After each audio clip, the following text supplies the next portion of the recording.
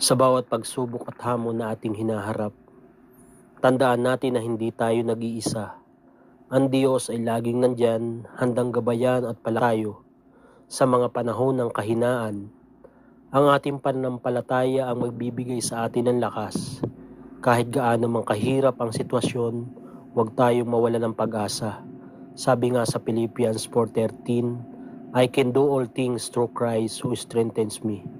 Ang ating pananampalataya, ang ating sandigan, ang ating liwanag sa gitna ng dilim.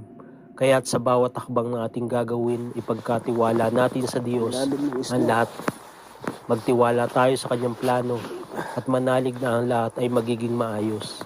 Remember, with God, nothing is impossible. Stay strong, keep the faith, and let your light shine. God bless you all. Grabe, no?